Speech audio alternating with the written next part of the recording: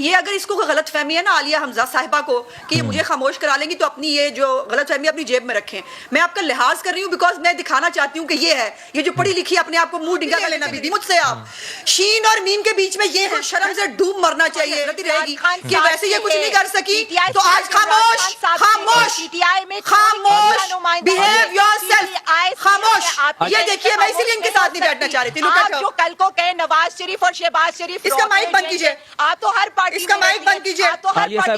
چلیے ہمیں خارجہ پالیسی بتانے ان کی گھر میں ان کو باہر کیا ان کی گھر میں کوئی اوقات نہیں ہے. ان کے بارے میں جو کارٹون چھپتے ہیں ان کے بارے میں جو ایڈیٹوریل کے اوپر میں آپ سے مشورہ نہیں مانگا. ملک صاحب مجھے بات کرنے کا موقع دیجئے. یہ طریقہ یہ کوئی طریقہ نہیں ہے اس طرح مجھے چپ ہے. اور چمچے ہی تو ہوتے ہیں وہ چمچے ہی تو ہوتے ہیں بات کرنا پسند نہیں کرتا.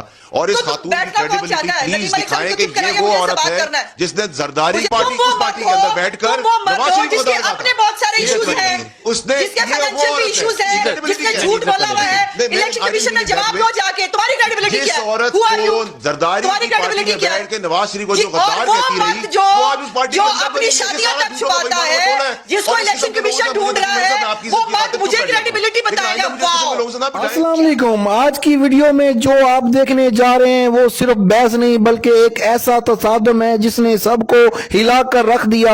لفظوں کی جنگ اور غصے کی انتہا اور ایسے لمحات جو عام طور پر کیمرے میں قید نہیں ہوتے. ایک طرف فیصل واڈا اور دوسری طرف عظما بخاری جہاں بات اختلاف تک نہیں رہی بلکہ پورا ماحول ہی گرم ہو گیا. تلخ جملے تیز لہجہ اور وہ لمبا جب صورتحال قابو سے باہر ہوتی گئی. لیکن یہیں کہانی ختم نہیں ہوتی کیوں نہ کہ اگلے ہی کلپ میں ایک اور بڑا ٹکراؤ آپ کا انتظار کر رہا ہے جس میں عالیہ حمزہ اور عظما بخاری آمنے سامنے آ گئی. ایسی بحث شروع ہوئی جس میں الزامات نہ کوئی جھکا بلکہ لائیو شو میدان جنگ بن گیا. آئیے ناظرین پہلے یہ زبردست اور سنسنی خیز ویڈیو دیکھتے ہیں پھر اس پر بات کریں گے. چینل کو سبسکرائب لازمی کر لیں اور بیل آئیکن کو بھی پریس کر لیں. یہ آپ سے ملنے والی محبت اور پیار ہے. آپ کی محبت اور پیار کا شکر گزار. اس کو غلط فہمی ہے نا عالیہ حمزہ صاحبہ کو کہ یہ مجھے خاموش کرا لیں گی تو اپنی یہ جو غلط فہمی اپنی جیب میں رکھیں.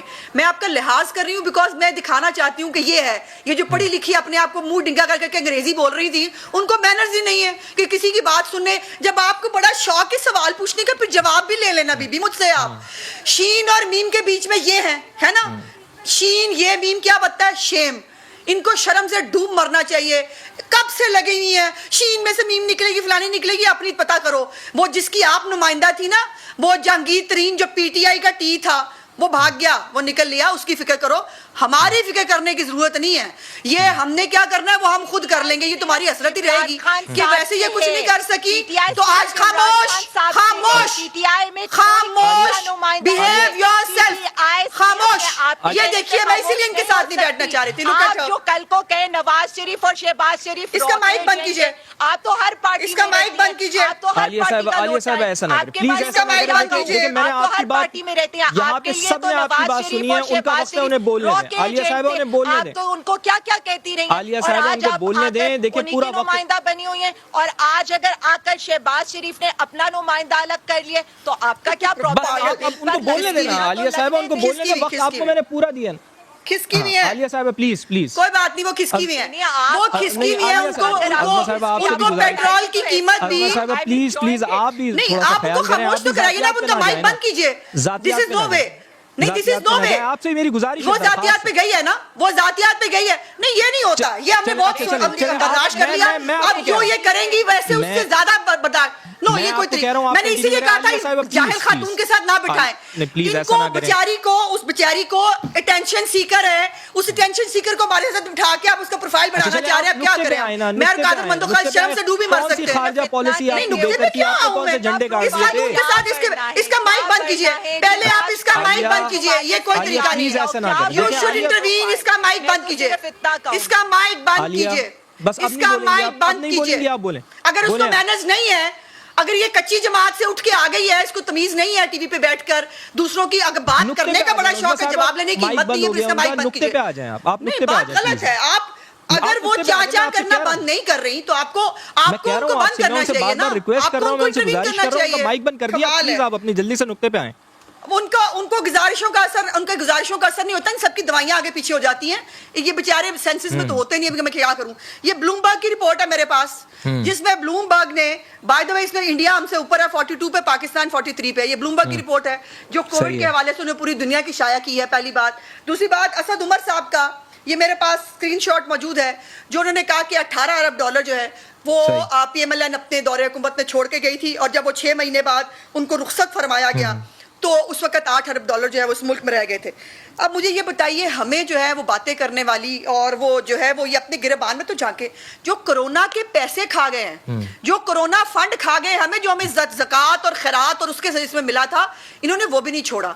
जो फॉरेन फंडिंग लेकर अपने ड्राइवर और PA और उसके नाम के ऊपर पिछले 7 साल से स्टे लेके बैठा है, वो हमें बताएंगे कि अमानत और जो है वो खयानत किसे कहते हैं। वो बताएगी हमें, जिसकी बाजी सिलाई मशीनें चलाती अरबपति बन के पूरी दुनिया में जो है वो बैठ गई। ये बताएगी हमें, जो 300 कनाल के फेक NOC के ऊपर बैठा हुआ है महल बना के, वो बताएगा हमें। ऑडिटर जनरल ने कहा कोरोना के अंदर 3 अरब रुपए के एम्बेजलमेंट है, इसके ऊपर by the way supreme court ने भी सुओ मोटो लिया था, और जाहिर है इनकी रस्सी दराज है, इनको भी पूछा नहीं जाता। लेकिन उसके बाद जब सेक्रेटरी सेहत को बुलाकर कायमा कमेटी में नेशनल असेंबली के पूछा गया कि जिसकी डिटेल दें, तो उन्होंने कहा ना पूछे, हमारे फंड बंद हो जाएंगे। यही हरकत और यही तरीकाकार पंजाब में हुआ।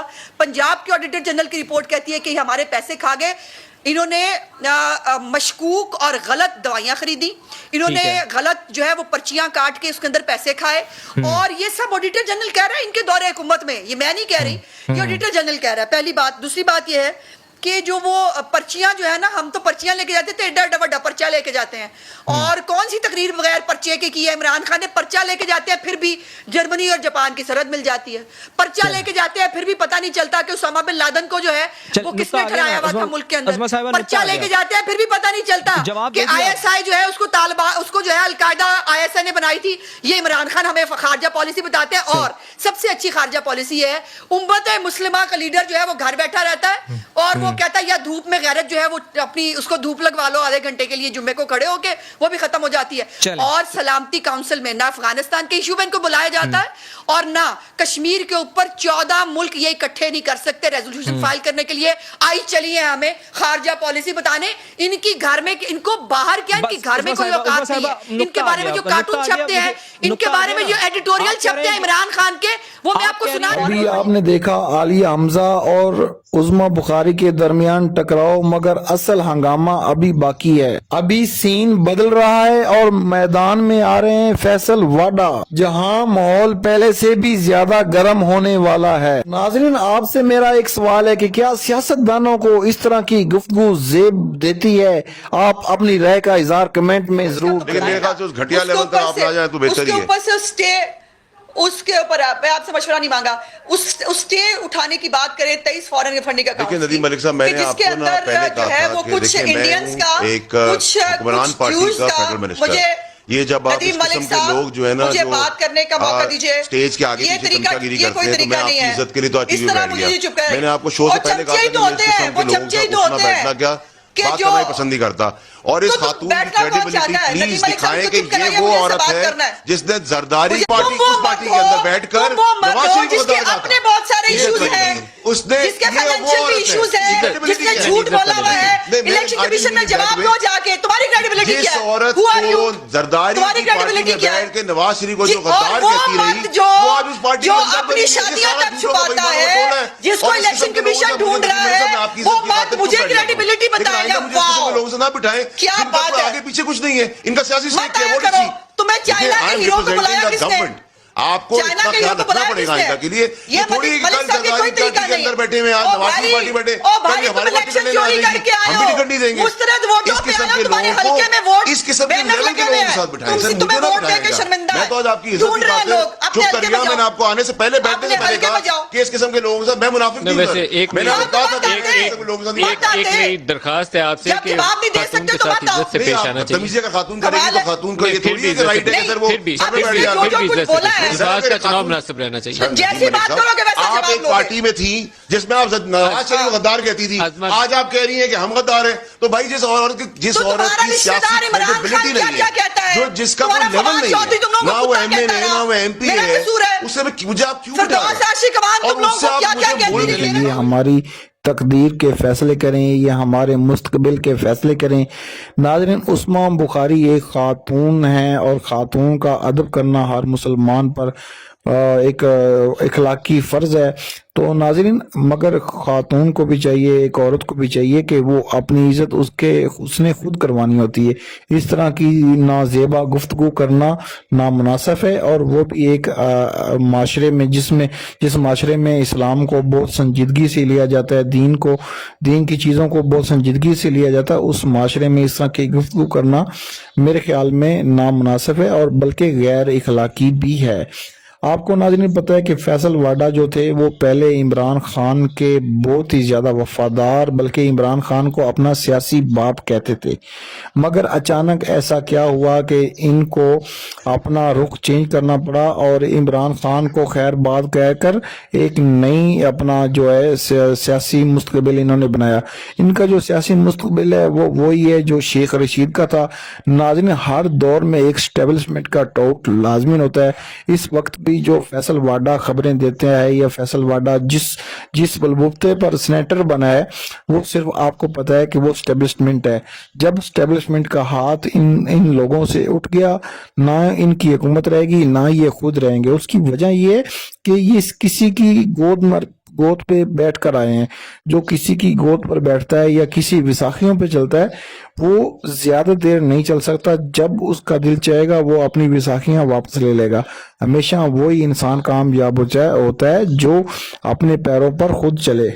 आलिया हमजा एक दिलेर, एक बहादुर खातून है। उसकी वजह ये है नाजरीन, इसकी वजह ये नहीं है कि वो इमरान खान की साथी हैं या पीटीआई में हैं। इसकी बिल्कुल ये वजह नहीं है, बल्कि ये वजह है कि उन्होंने जेल काटी। उन्होंने अपना किबला काबा चेंज नहीं किया। उन्होंने कहा कि भाई मैं इमरान खान के साथ खड़ी थी, खड़ी हूँ और खड़ी रहूंगी। आज भी आपको पता है कि आलिया हमजा जेल में, दोबारा आलिया हमजा को गिरफ्तार करके जेल में पहुंचा दिया गया। सिर्फ उनका कसूर ये है कि वो पीटीआई को पंजाब में मुतहर्रिक कर रही हैं और पंजाब में पीटीआई के लिए काम कर रही हैं। आपको पता है कि जितनी पाबंदियां, जितना यानी कि जुल्म जबरियत का दौर है, माशाल्लाह से भी ज़्यादा जो है ना सख्तियां हैं मीडिया पर। मीडिया पीटीआई इमरान खान को दिखा नहीं सकता। उस वक्त में पीटीआई के लिए काम करना एक खातून के लिए बहुत यानी कि मुश्किल होता है, मगर फिर भी आलिया हमजा जो है वो काम कर रही हैं। दुआए नाजरीन कि अल्लाह ताला पाकिस्तान में एक ऐसा लीडर दे जो पाकिस्तान को दुनिया का अजीम मुल्क बनाए। अगर आपको ये वीडियो अच्छी लगी तो वीडियो को लाइक कर दें, चैनल को सब्सक्राइब कर लें और बेल आइकन को प्रेस कर लें। आपकी मोहब्बत का शुक्रगुजार हूँ।